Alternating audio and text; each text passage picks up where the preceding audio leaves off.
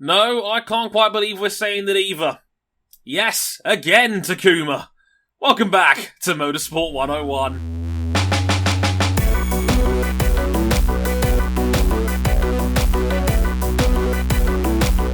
Hey everyone, your friendly neighbourhood host Dre Harrison here for episode 257 of the Motorsport 101 podcast. And, what a dramatic Indy 500 we had, and this is your Indy 500 special edition of the podcast. And, yes, you are reading that correctly, 43-year-old Takuma Sato has just won his second Indy 500. And, we couldn't quite believe it ourselves until about 30 laps from the end. But here to break it all down, as always, is Mr. Ryan Eric King. Hello, sir. Hello. You may have watched the 500 preview episode, and I did pick a particular driver to win that race. Right. Yes, that driver, in fact, did not even finish said race. Whew. Well, look, I can't even laugh. My guy didn't finish either. So it's just like, I can't even mock you for it because we're in the same boat on this one. It's just, my one was probably a bit more of a banker than yours, so it actually probably hurts a little bit more given that you picked Marcus Ericsson and I picked Alex Rossi, and I thought that was a great pick. It was looking like a good pick for a while. Hello, Cam. How's it going? Hello, everyone. I'm back. Reports of my demise were greatly exaggerated. Unfortunately, reports of my boy's demise in the contest for the Indy 500 were not exaggerated. Ooh. Somehow, of the three of us here, my pick did the best, but it's the best of a bad bunch, really. It's a hollow victory, really, isn't it? It's like your car made the flag. It's like, congratulations, you're automatically better than the others. Most of it made the flag. Some of it got sent to the Shadow Realm. Happens. As you do. We'll break down all of the Indy 500 in the next, well, I would say X number of minutes, but given us, we don't know how long this will end up going. But we will try. We're aiming for 45 to 60. Don't quote me on that. Anyway. As long as it's shorter than the time to repair the pit lane attenuator. Again, up for debate. Places you can find us real quick. If you're watching us on YouTube, hi, it's nice to see you. If not, and listen to our audio feeds like you normally do, you can find us on youtube.com/motorsport101, where all of these episodes will now be uploaded in full down the road at some point. Pretty cool. We're on facebook.com/motorsport101. We're on Twitter at motorsport_101. And if you'd like to follow our personal handles, they are literally right below our names if you're watching us on YouTube. If not, it's at Harrison101HD, at Ryan Eric King, and CBuckley917. Shout out to RJ, who's watching along with us right now, but sadly can't be. He's in the middle of vacation, the jammy git. But I hope you enjoy the recording anyway, good sir. Again, if you really like us, you can back us financially on Patreon. Patreon.com/motorsport101. $5 gets you early access to all of our audio shows before they go out, and $10 gets you into the Supporters Club of our Discord server, where you can watch and listen into these shows live as they're being recorded, as well as early access to all the YouTube full-length episodes of the podcast before they're released to the general public as well. So, that's all fun stuff. And you can find all of those details and a lot more on our website, motorsport101.com. So, we're going to go by King's beautifully crafted, slightly error-ridden set list here. Oh, Lord. There was one error at the start with the episode number, though I think before we get to that, we do have to talk about the certain set of circumstances that we have at this particular Indy 500, where it's been made clear to everyone, repeatedly on the broadcast, hey, it's finally real. It feels weird that there's no fans here. And then, said NBC personality says, we miss you, fans. Yeah, and for some members of the motorsport media, it really did only click a couple days before the race, and man, it clicked hard. It clicked hard for a lot of people. Fucking hard. Like, wow. There's really going to be empty grandstands at the 500. Yeah, it was like not a lot of fans show up for the practice and the qualifying sessions anyway. So when you see the cars lined up on the grid, like, half an hour or an hour before the off, and then you see the grandstands with no one there when it's normally 200,000-300,000 people. That's, I think, when it really sunk in for me that, yeah, there's no one here besides the media and the teams. It's just like, whoa, okay. Yeah. I mean, some of the drivers were really, into the fact, like, for a lot of drivers, it was their first 500, but, like, the race is still the race for them. Like, in driver introduction, some people, like, some of the rookies had fun, like Rinus VK with his, with his spin and double point.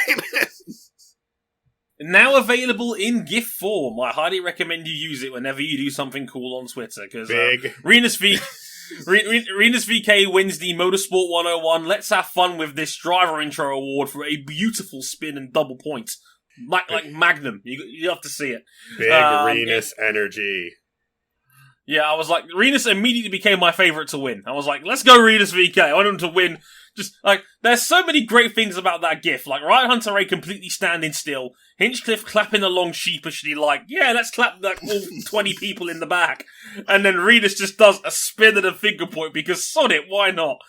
It's a beautiful GIF on so many levels. Yeah, another point that I couldn't find, but hilarious and also peak 2020 is that, Ed Carpenter for this year's 500 is sponsored by the United States Space Force, and amazing. During the national anthem, they cut to Ed Carpenter, standing alongside his car, hand across his heart, and next to him, saluting, is the general who's the head of the Space Force, the chief of space operations.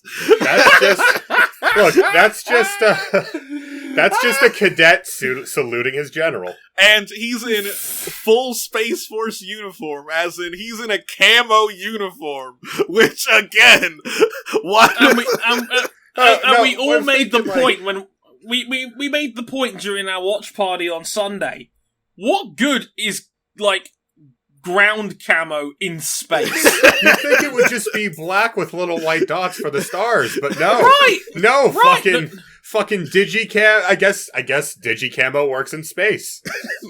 my man dressed like a gun camo in Call of Duty Modern Warfare 2, even though he's part of the Space Force. The one area of the military I'd argue you can be a bit more creative on colour.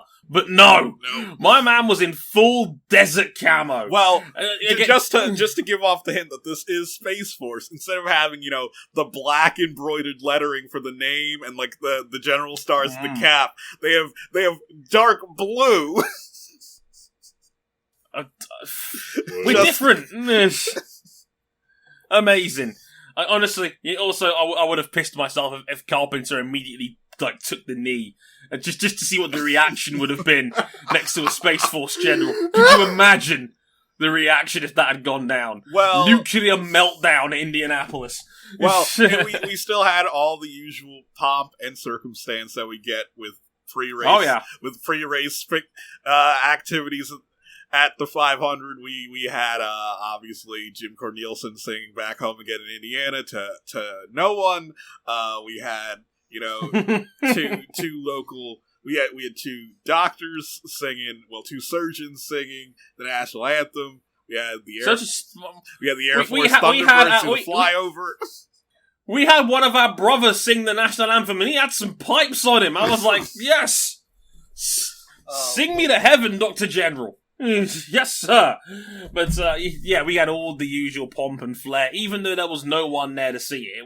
Again, weird. Yep. But, it had to happen. And, then we kind of went racing. And it actually we ended up starting about 10 minutes ahead of schedule, which was nice, I suppose. Yeah, no need to pause for applause. Nobody's here. Nope. No, but let's just get on with it, which is what I like to see in my motorsport. So we got started. We were all rooting for Marco Andretti, Indy 500 pole sitter. We thought maybe it's Marco's year. His lead lasts a grand total of maybe 300 yards. It didn't even wasn't even leading across the stripe. Yeah. Well, he did lead across the stripe, but Dixon's, plan was simply just, I'm in second. I'm not allowed to start in front of Marco, but it doesn't say I can't start behind Marco. And he just dips behind Marco, gets the toe, and just blows right past him. Now, correction, Scott Dixon's plan was to flatten the field. Oh, yeah. Lord. Well, like a pancake. Well, we'll get to the points where he lost the lead, but later. In total, he led 111 out of all 200 laps. Yeah, only just, I think that's 5 short of last year with Simon, and those are like the 2 highest counts for the last decade. Yeah, and they've been 2 of the hottest 500s on record. Yeah. Yeah, Dixon was dialed in for, I'd argue, probably the first 170 laps of this race. It was like Dixon was so great at manipulating the traffic, breaking away from the toe, generating big gaps so everybody else seemed to trip over each other. But every time he built a solid lead, a caution would come out, and we got the first one. Yeah, we got the first one real early on. But before then, 6. the start looked clean for the most part, but it wasn't clean. Because Zach Veach pinned Ed Carpenter against the chute wall. Not the Space Cadet, no! Oh, not Lord. The Space Force car, and Veach, clearly having tremendous respect for the United States military, immediately pinned Carpenter on the outside wall between 1 and 2. Like, basically on the opening lap of the race, and that put Carpenter in the pits, put him, I think, 14 laps down, and that was the end of Carpenter's effective challenge very early on. But he was still out on track, just, scoop up any spots for people who crash out.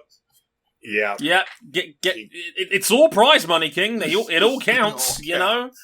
It all counts. Got to get those laps in. Anytime you can get the Space Force car some TV time inadvertently is a bonus. It's like the days of Manor when they were in F1. It was like, anytime we're on the hard camera, we'll take it. Veach was a bit silly on that one, pinning Carpenter in. Yeah, we did get the first caution very early on. It took us 6 laps. 6 laps in. Oh my God, how hot does something have to burn for the fire to be green?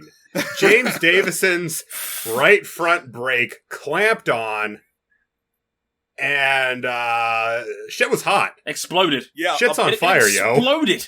Apparently, both his front brakes were clamped shut for the entirety of his race. Is that good when you're traveling at 250 miles per hour? Well, I think when the field spread out, his fastest lap time was over 200 miles an hour. He did an over 200 mile an hour lap with his brakes clamped shut. Yeah. You can imagine that this generated quite a bit of heat. Yep. And going down the back straight on lap 6, the right front rotor catches on fire and explodes. Yeah. It was terrifying to see in real time. The whole thing exploded down the back straight. According to King's notes here, it looks like the front brake line either pinched or kinked. It clamped the front brake shut, 300 pounds plus of pressure. And by the time we'd actually seen the car on the caution flag come out after the exploded brake disc, we could see the fire coming off the front right tyre, and it melted the tyre off the rim. It was the that fire hot. Was green. Yeah. It was fucking green. And the hub melted down, and it melted down a magnesium wheel. Do you realize how hot shit has to get for magnesium not to just flash, but to melt? Yeah. Yeah, this is not like your average science lesson Bunsen burner where you put a strip of magnesium over the top and see what happens. No, this is a lot more, shall we say, explosive. And thankfully Davison was okay. He was able to get the car to a complete stop, and I even joked that it was something out of F-Zero GX, which I was quite proud of that one personally. Show me your moves. But it wasn't pretty. That was the first caution of the day. Lap 6. in the end. And I don't... There was a few guys came in. I think some of the back markers came in for an early stop to deliberately go off sequence. Yep, alternate strategy, which consisted of, I believe, Pagano, Askew, Power, Castroneves, and Fernando. To try and jump the field, hoping for a caution. And to their credit, they were fast out front. Pagano looked like he did last year once he was out in clean air, but that was kind of the theme of this race. Nobody could pass. Yeah, you pretty much had 2 or 3 laps after the restart to make a move. After that, you were not getting around anyone. Yeah, it didn't matter how fast you were. Only the top 2 or 3 cars could really make a move on each other. Yeah, it was once the tyres had set in, once the grip started dropping off, once the turbulent air came into play, it was extremely hard to pass people. So, yeah, They didn't get their caution. They didn't get their caution, and it kind of set the tone for all of their races from that point forward. Right, and We wouldn't see another caution again until lap 25, and bad news, King. It's your man in the 20 grams of protein car. You picked Marcus Ericsson. Like, this is the part where I put the meme underneath the picture that goes, "This is why this is a bad tweet. You should delete this." This could be an episode on the podcast. So there's your problem. Oh my god. So you picked Marcus Ericsson to win the 500. I wanted to pick a Ganassi, but I didn't want to pick Scott Dixon.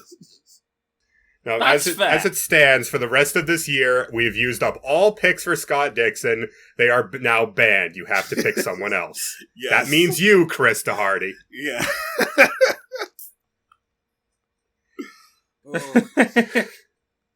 But yeah, Ericsson just lost the car in the middle of the turn, pancaked the wall, and that's what they call a meatball flag in iRacing. Yep, that's his day done. Oh, it was done. We had a few more. I think most of the field came in on that 25 stop. Yeah, 25 was when everyone committed. Yeah. Everybody came in, apart from the guys that came in on lap 6. They thought, let's get a free stop out of the way, and they all pretty much did. And we got a lot of green flag running after that. A good 60 laps worth, nearly, pardon me, of green flag running. So what had happened was, a number of people pitted off sequence early on, and they didn't come in on 25. And one person that found themselves near the front was Simon Pagano. He had a couple laps out front, though. After the lap 25 restart, he ended up in a situation where it was him behind Ryan Hunter-Reay. And that was much later on. Oh, much later on? Okay. Yeah, that was much later on. I'm gonna take the reins on that one. so I'll just edit this part out in post. Yeah. Yeah. So yeah, we got a lot of green flag running, and it pretty much at this point in the race we're just realizing Dixon has command of this thing. It was nobody could touch him. Yeah, no one could touch him. A lot of people were like, this race is pretty much over. Yeah, and we get 5 or 6 500s a decade where we think like 70 laps in, oh, this person's dominant. They're gonna win. And yet, yeah. Like I said, I think by the time we got to lap 84, which was the next major incident, I think Dixon had something like a 10-second lead underneath him. He leapfrogged his way to the front of the field, or he ended up at the front of the field, and there was lap traffic that those behind him could not clear because of the dirty air. So he just drove the fuck away. Yep, like they were the bottleneck as Dixon took off into the distance. until lap 84. Lap 84 was when Dalton Kellett lost control of his car and went into the turn 3 wall, and that brought out our next caution. Yeah, yep. And again, another instance of just driver losing the car mid-corner. And reminds me a little bit of the incidents here in 2018, when it was also very fucking hot, and that was the first year of the IRA teams. With Kellett, I forgot who it was, but someone was making a move on Kellett, and came down in front of him on entry to turn 3. Yep. He lost the air on his wing, and he just didn't know how to deal with it, and just went into the turn 3 wall. Yeah. Yep. Chalk that one up into inexperience, I'd say. Yeah. Yeah, so I'd say so. So that brought out another caution. A few guys in the field again take a stop. Field reshuffles a little bit. We're getting ready to restart on lap 93, and coming out of turn 4, Conor Daly spins on the exit of turn 4. He's gone too narrow. Coming out of turn 4, he spun it. Oliver Askew doesn't see Daly's car till the last minute. He's in a cloud of smoke. He has to take evasive action. He spins out himself. No, but the thing was that Askew, Daly wasn't in front of Askew in any way. There was just a cloud of smoke he couldn't see, and he just panicked and lost control of the car. Yeah. Yeah, and the way he panicked. Yeah, go ahead. Yeah, he panicked himself. He spun out. Daly looked like he might have just about been able to save his spin. He was dangerously close to the turn 4 inside wall. And then Askew's spinning car himself hits Daly's car. Daly goes into the wall. Askew goes into the wall. They're both out. Yeah, Askew actually, he hit the wall first. He hit the wall at almost unabated speed. Yeah. It was so sudden we thought initially that something broke on his car. Right, and he rebounded off the car and clipped Daly while he was heading towards the outside wall. That would count as a combo in Space Cadet 3D pinball. Activate the gravity well. Yeah, it wasn't pretty. Thankfully, again, both drivers okay. But yes, as I said, it took another 7 laps to clean those cars off the field, make sure the track was okay. Both Daly and Askew out, but again, thankfully, both all right. We got restarted on lap 100 at half distance, and we got into a phase of about 20 laps where the 2 fastest dudes in the field were comfortably Dixon and Rossi, and they started basically playing pinball with each other by taking each other's slipstreams, basically, and just swapping the lead lap after lap, basically, as they were going over the line, and trying to break away from the field. They could, both of them were clearly on the same wavelength of let's get away from the field and turn this into a 2-horse race, basically. Well, they tried, but they could not, because I believe it was Pato Award right behind them, wouldn't let them get away. Yeah, Award was able to, keep a somewhat close. Keep it within about a second. He kept it within about a second for that stint. It was like when Rossi showed up. It's like a Super Smash Brothers: A New Challenger Appears trailer. Yes, that was the first time we saw anyone be able to actually pass Dixon at all. Yeah, and we talked about Award, we talked about Askew, and people are going to ask about, hey, where's the third McLaren? Where's the McLaren of Fernando Alonso? And Alonso's race was pretty much completely derailed by clutch issue, where there was no way for him to engage the clutch to pull away from the pit box, so he needed to be pushed out of his pit box by his crew, meaning that anytime they came in the pit, he was immediately losing anything he gained on track, and especially in a race where it is really hard to overtake this year, Alonso had no chance at winning. Nope. Yeah, he was, even before the clutch issue, he was fairly anonymous, even compared to his own McLaren teammates. No. This place is tough. Yep. Yeah, I suspect there's always been a little bit of an air of arrogance about Alonso in the Formula One culture of just thinking they're just gonna roll up at the 500 and dominate because we're Formula One drivers, and like, you know, like Lewis's comments about Alonso doing well his first year. Well, yeah, he finished. He finished the race. That's about all there is to say about Alonso's day. Yeah, he finished the race. It's the first time he's finished the 500 in 3 attempts. Good for him. Yeah. So, we go to lap 122 here, and after about 20 laps of lead swapping between Dixon and Rossi, there's another caution, and this one hurt because it was Alex Palou in the wall from P9 at turn 2. He just lost it and went and checked up straight into the wall, and that was a darn shame because he was running very, very well indeed for his first ever 500 attempt. Yeah, the other Spaniard was having such a great race. Just before this accident, during our watch along, we were talking about how Palou was making a great case for Rookie of the Year, that, he was really impressive in the Coyne car. Dale Coyne with Team Go car. It was heartbreaking to see him hit the wall. Yeah, this one hurt. Again, another case of losing the car mid-corner. This time he lost the rear, tried to catch it, and it sent him up into the outside wall.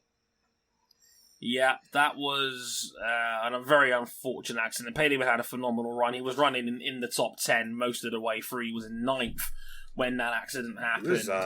He was legitimately one of the fastest cars, not only in qualifying before the weight jacker failure, but in the race. He had speed, but again, the symptom of the turbulent air and the tire drop off, he was quick, but he couldn't go anywhere with it. Yeah, story of a lot of the cars in the upper midfield this time round. Fast in their own right, but again, unable to make real movement through the field. But there was one other significant incident as a result of this 122 caution. A lot of the field is coming in for a fresh stop, and we see on the camera Alex Rossi has come into the pits. He's coming out. He's been released into a 3-wide situation, and that was never going to work on Indianapolis' pit road, and he makes contact with the rear of Takuma Sato's car.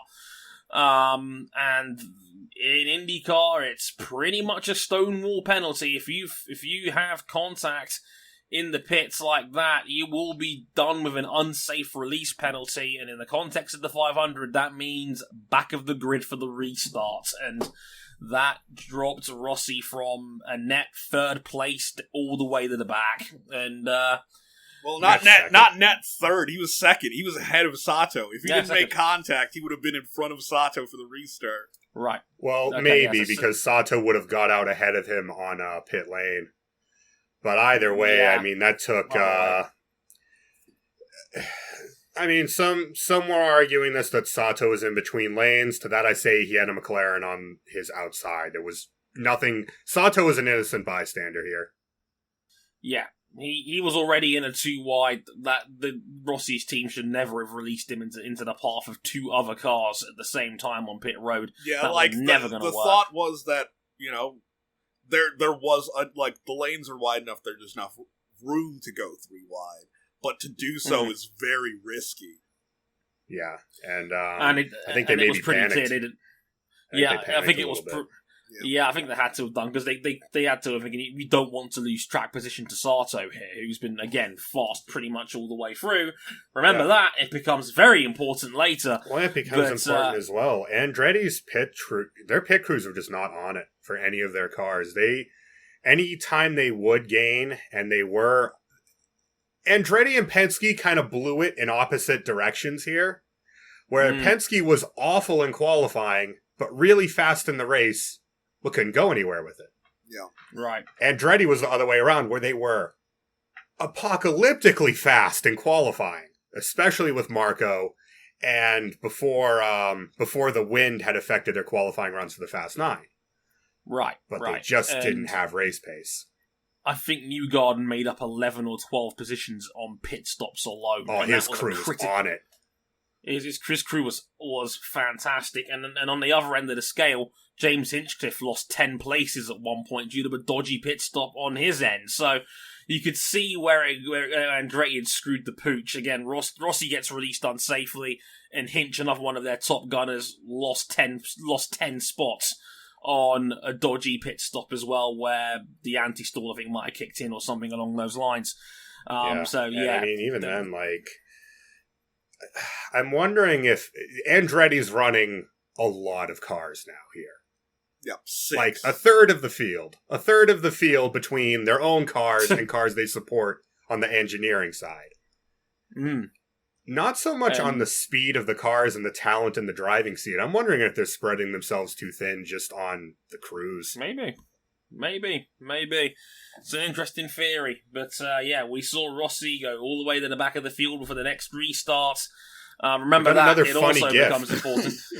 Yeah. We got another funny Rossi hand gesture. Go! Catch up to the safety car, damn it! Yeah, catch up to the queue! Him furiously gesticulating at Max Chilton because he was almost going to get left behind on the safety car restart. You could tell at this point, Rossi was driving angry at this point, and we all know what happens to Alex Rossi at Indy when he drives angry. He makes a couple of really aggressive overtakes, and then ... Wait, he's put it in the wall! Oh no! Yeah, Rossi. It looked like he just drove it a bit too low in turn 2, and just lost the car. Well, before this happened, we should mention what happened to my boy. Oh yes, because the Penske's were pretty much a handful of the cars. They decided to pit off sequence, and Simon Pagenaud ended up at the front of the field, led a couple laps, was doing real good until this restart. Well, yeah, he was trying to work an alternate strategy, didn't quite work out, crept back into the teens more on, again, Penske's pit stop work rather than being able to pass on track. Goes for a move on Ryan Hunter-Reay. Hunter-Reay closes the door in the short chute, and that's Pagenaud's front wing gone. It was dangling like a broken nose, literally, a human broken nose, as he limped into the pits after that. Yeah, and it actually had to do 3/4 of a lap with basically no front wing, and this backed the whole field up where they went about 5 wide on the back straight. Rossi sending it around the outside alongside Elio. Just fucking yeeting. And that was the end of Pagenaud's race as far as any potential to get a good result. From a competition standpoint, that was... Damn it! I think the quote from Cam on our watch party was, Ryan Hunter-Reay, you're now officially on my shit list. Yes, along with a loud, hearty, fuck! Yep. That was definitely there too. See if you can find that out of the clip on the watch party. It's as hilarious as it sounds. But Rossi drives a bit too angry. He puts it in the wall on lap 144. That obviously brings out another caution. We get a few more green flag laps after this now. And we're now into that phase of the race where we get towards lap 170. This is when guys had come in for their final. What we should say before that is that during that last stint off the restart, another new challenger appeared. Takuma Sato didn't just catch Scott Dixon; he passed him, and Dixon couldn't get past. Yeah, they had their final round of stops, and Sato had actually now overtaken Dixon, and Dixon, for the first time... Yeah, we thought in the previous stint, okay, Dixon's playing with his food here. But the thing was, at the time, we thought Dixon had no way of challenging him. But reading the post-race interviews, apparently Dixon was saving fuel. That they knew, that they wanted... Oh, they both were. Yeah, they both were.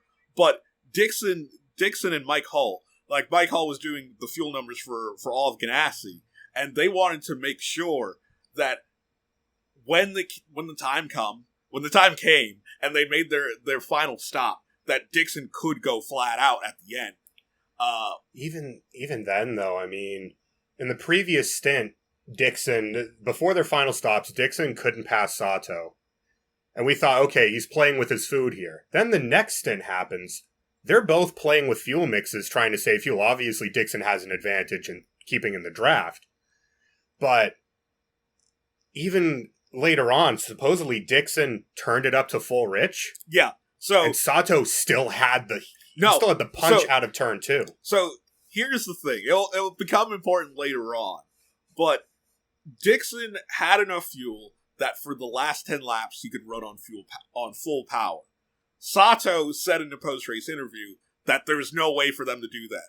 The last lap, he knew he would not have been able to do on full power. He was planning on being as defensive as possible on the last handful of laps. Yeah, but as the race played out as well... the race didn't need to play out that way. The race didn't need to play out that way, but even before that, Sato was able to get the draft off of some lap cars and put them between him and Dixon. Yep. And he actually, by the time the incident, the unfortunate event happened, he had already basically broken the draft. Yep. And he could sit in the lap car draft. Dixon was almost more under threat from Graham Rahal, who in all of this was hounding him for second place. Yeah. RLL came alive in the last 50 laps. They really did. Last 50 laps, late race pace was sensational from RLL. Sato had about a second and a half in hand with around 6 or 7 laps to go, and we're thinking, Sato's got one hand on the trophy here. Like, Dixon's got to pass these dudes now. He can't do it.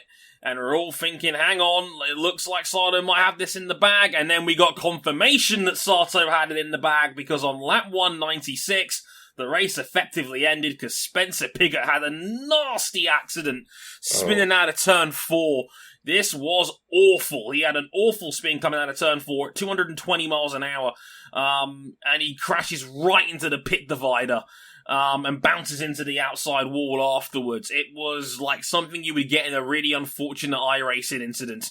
We would know. King does plenty of races on streaming them on our Discord came off server. Of turn 4, lost the car. The initial hit wasn't that bad. The second hit, oh my god, it's like a baseball bat crack.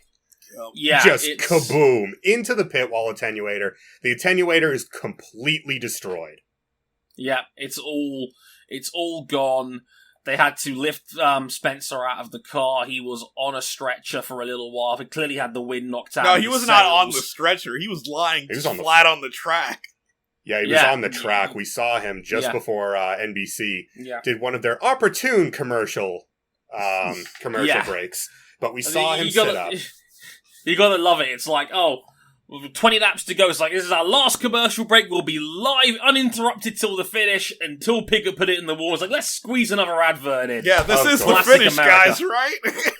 This is the finish. But yeah, IndyCar, after the race, estimated that it would have taken anywhere from an hour to an hour and a half to repair the pit wall attenuator. It wasn't just the tires. It looks like there was actual structural damage to the wall. Structural damage. From the force of the hit. And as a result, with 4 laps to go, they do not throw a red flag. They keep it under caution, and the race is over. Yes, again, Takuma Sato takes his second Indy 500. It was crazy to watch. We got the news with, I think it was about 3 to go, that they said there will be no red flag, and that was the end of the race. There was a lot of hellfire and brimstone on Twitter over that finish. To which I say, IndyCar, I think, got it spot on. Like, there's many reasons why. One, the TV window. They said that themselves. It would have been 60 to.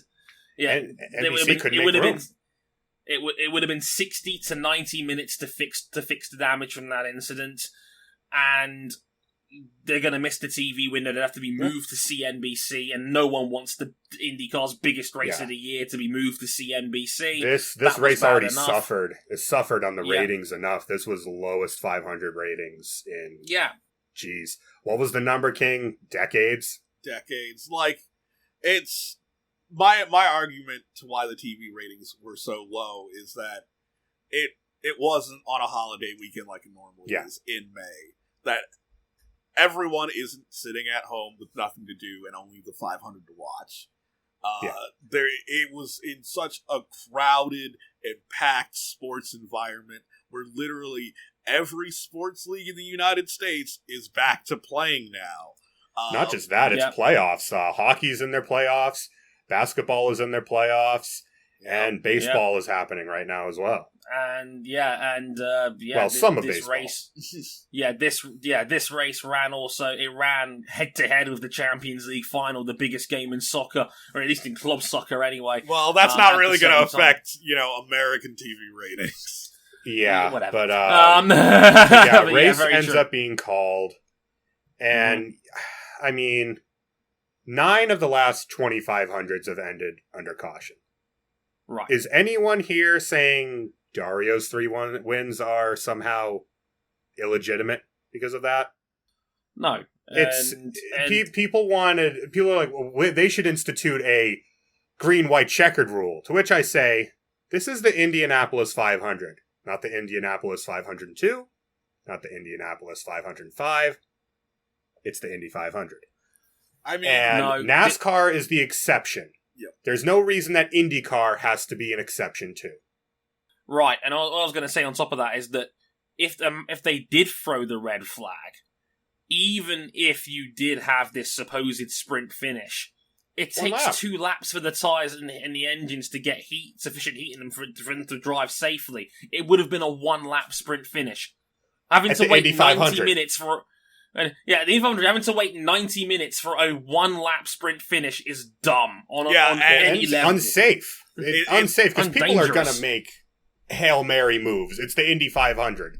And for the most part, the lead won't change because in a 1-lap sprint, whoever's in second is not going to have enough time to catch the leader to even attempt a move. Yeah. No, the restarts as we saw in this race heavily favoured the leader, pretty much all the way through. That's not just a this race thing. It's an every race thing. Yeah, pretty much. It's relative unless someone just has a ridiculously dominant car. It's very rare to see someone just up and drag race someone off a restart. And I think some of it stemmed from as well.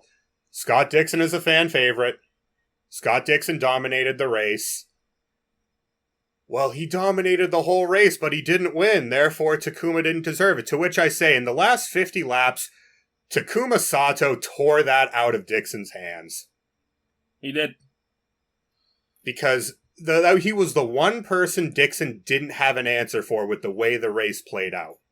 Yeah, Scott Dixon was fast all day, but Takuma Sato was fast when it mattered. It doesn't matter how many laps you lead if you don't lead the last one. Yeah. No matter what lap might be the last one. Hi, Toyota. How you doing? Oh. But David Croft said that Anthony Davidson won. Yeah. Well, David Croft says a lot of things. That doesn't mean we have to like them. But just to check in on Spencer Pigot, he did get transported to Methodist Hospital, and he was later, cleared and released from the hospital. Spencer's fine. Yep, Spencer's okay. It was a hellacious impact. Big one. And even by Indy 500 standards, a big one. Yeah, you don't get small crashes at the 500. But man, oh man, I'm glad that Sato did get a win with Rahal Letterman Lanigan because redemption. Redemption. Fucking redemption. Because when he came to IndyCar and he had his first shot at a 500 back in 2012, it was with Rahal Letterman Lanigan, and he made that turn against Ganassi. Yeah, against Ganassi. Mm-hmm. Made the turn 1 move against Dario to try to get the win, and lost it, put it in the turn 1 wall. Eventually he moves on to Andretti, where he got his 500 win. Now he comes home to Rahal and gets them a 500 win. Yeah, and there was... Bobby Rahal was jumping up and down, crying in the pit lane. It was great. First and third, 2 cars on the podium, including the win. That's dreamlike for Bobby Rahal right there. Yeah. We saw David Letterman amongst the victory speech, complete with full Santa beard. He really has just embraced him being Father Santa Christmas beard in the middle of August. We saw Letterman up there. We saw the first time. We saw the new podium lift being used to lift the winning car onto the podium to join in the celebrations, and Takuma took a milk dunk because he's lactose intolerant. Oh, yeah, what a boy. He did take a long sip, though. A little sip. Initial sip, and then sip. dunked it on his head. Oh, man. Good man. I should point out that this is Ray Hall Letterman Lanigan's second 500 win. The last time they won the 500 was with Buddy Rice in 2004. And just as a point of reference, Takuma Sato is the 6th oldest 500 winner. He is 11 months younger than Buddy Rice is today. That's incredible. And as he's well, 43 years young. The man just gets better and better. He ran it's such crazy. a clean. I mean, even last year he was in prime position in case Pagenaud and Rossi ended up in a ball of carbon fiber. He's been good around here for years. He has the win in 2017, and he ran a really clean race for the first 3/4 of it. And then when it came time to drop the hammer, he went and got after it and took it from the dominant car. As RJ said in the chat, he's aged like a fine wine. It's only his sixth ever IndyCar win. He's making him count. He's picking the good ones, and only the 20th man to ever have multiple 500 wins. It's a very exclusive. And only the I believe the 6th born outside the United States to have more than one win. Yep. Rarefied air. That's crazy. Yeah, and, let's have a quick rundown of the ultimate finishing positions here, and we'll pick out some fun stories as well because there's some good names in here. Takuma Sato, your winner of the 104th running of the Indy 500. Scott Dixon, hell of an effort in second place there, and I think if he's thinking championship, he'll gladly take the 91 points he picked up this for finishing in second. Yeah, you might as well. We're going to get to the standings later, but basically engrave it already. That said, this is the same guy who said he'd trade every championship he's ever won for more 500s, so I don't think he's going to be too happy with how this one played out. Dixon was magnanimous in defeat like he usually is. He's a very classy gent, Scott Dixon, but you could tell that one. You could see it in his mouth said his mouth was honorable in defeat. His eyes said hate. Pain. Spain without the S. This one hurt. He knew he was close on this one, and it third runner-up finish as well. Oh, God, Dixon, Jesus Christ. As mentioned, Graham Rahal third. Great result for him and the RLL boys as well. He's been there for a while. Great result for Bobby and the team there. First and third. Phenomenal result there for RLL Racing. Santino Ferrucci fourth for Dale Coyne. Say what you will about this kid off the track. The talent was never really in question. That's he ran a good clean race. He ran a clean race, got to the finish. It really showed how much pace the Coyne cars did have. Yeah, he and Belu were putting on a show. Yeah, very good stuff indeed. Santino Ferrucci in fourth.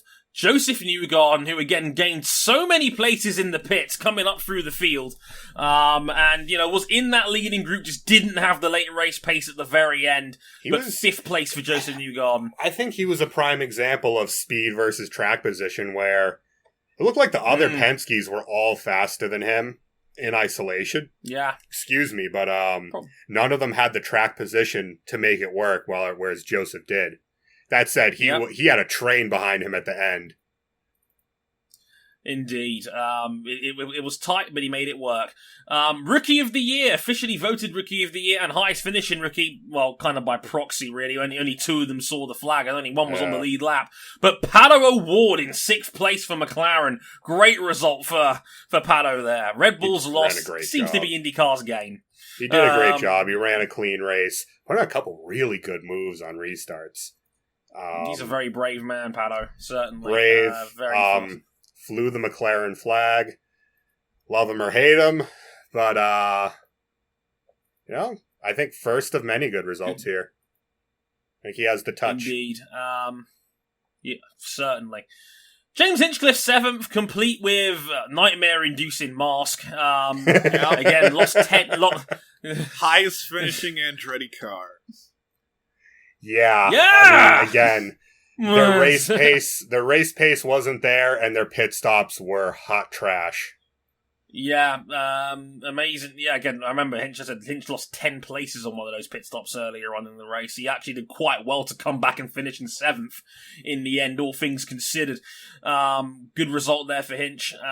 Colton Herta in 8th, you've now officially decided gets the new mantle of great hair, because he does have great hair. Magnificent hair. Glorious hair. So. Magnificent. Glorious hair. And a good race for him as well. Good to see him get to the flag and get a decent result this time after the tragedy of last year. He finished the race. He finished. Let's go. No kidding. Colton Herta in 8th. Jack Harvey, ladies and gentlemen, P9. That's a hell of a result for Britain's own there, Jack Harvey. Friend of the show. Great result there. Friend of the show.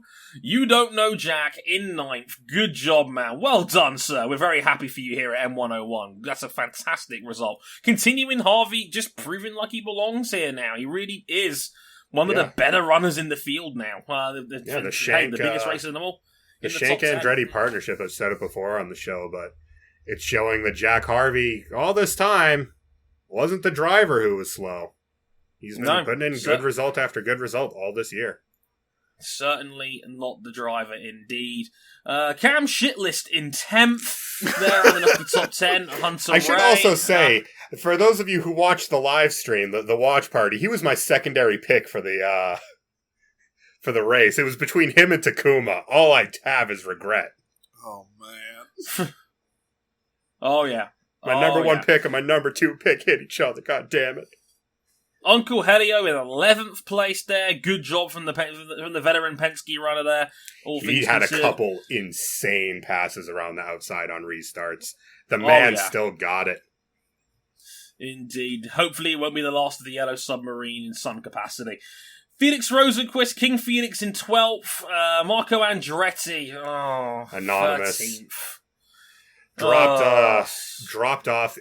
All week he had the issue of his car was comically fast out on its own in qualifying trim and leading other cars, but he just couldn't draft up to anybody. And that was only worsened when nobody could draft up to anybody during the race. Yeah. He lost the lead on lap 1 and just spent the race being pretty anonymous. Yeah, like when track position's at a premium and it's hard to overtake, track position's key. If you can't keep people behind you, you won't win here. And no chance. No. And Marco was a sitting duck most of the way around, unfortunately. Maybe next year for Marco. Again. It might be. Willpower in 14th. Zach Veach 15th, J.R. Hildebrand 16th, Max Chilton 17th, Charlie Kimball 18th. Those were the last of the lead lap runners. Then we had Tony Kanaan in 19th, Rinus VK, the lap down. Damn it! Yeah, we were rooting for you, Rinus. We were all rooting for you. I don't even remember what happened to Rinus during the race. It was the pit lane, wasn't it? It was the pit lane. Yeah. The pit lane incident. I think he overcooked it in pit lane.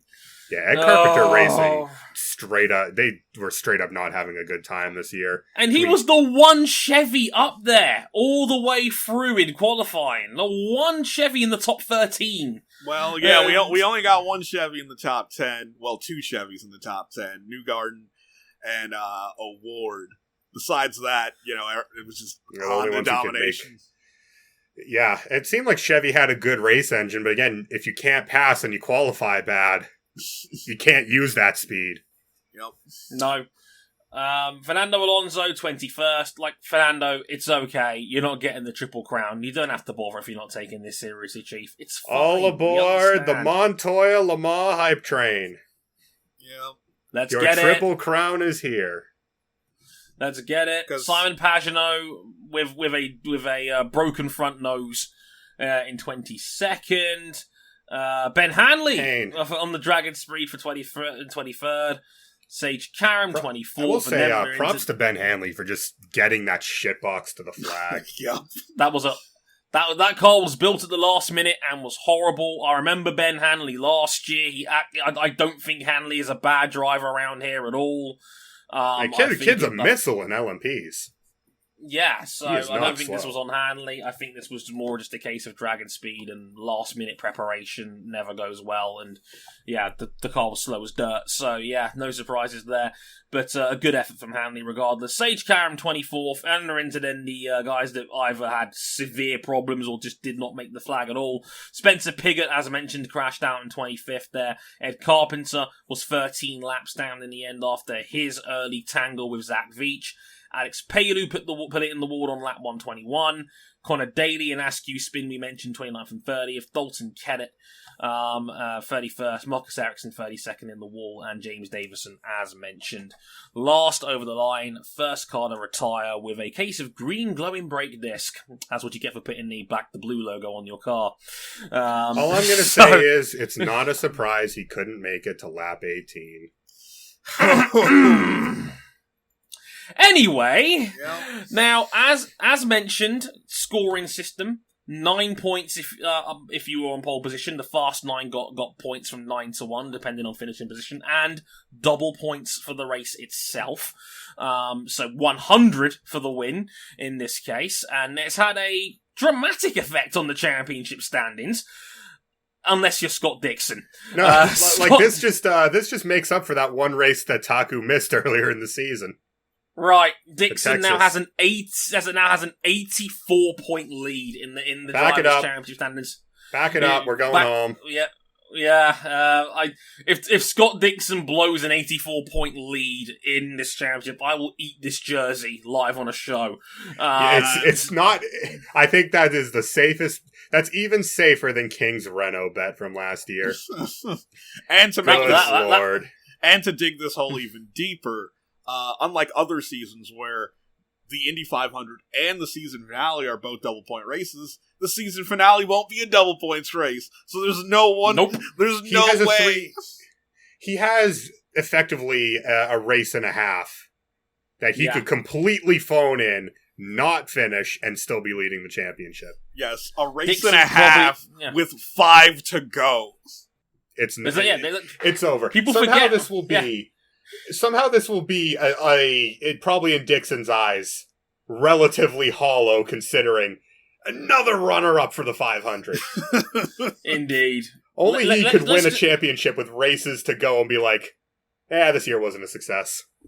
The only solace that Dixon will take is, or Newgarden will take in second right now, is that Dixon will not be happy to lift his, 6th IndyCar championship now? Yeah. Jesus Christ. He has an 84-point lead. Joseph just needs to stop taking the 1 when he wins the championship. Yeah, he puts the 1 on his car and it just blows up in his face. Stick to 2. It was a perfectly cool number. As mentioned, Joseph Newgarden in second on 251. Pato O'Ward is third in the championship on 218. What an effort that is! Pato is up there. He's 4 points ahead of Graham Rahal. There in 4th on 214. Simon Pagenaud on 212. All I feel is pain.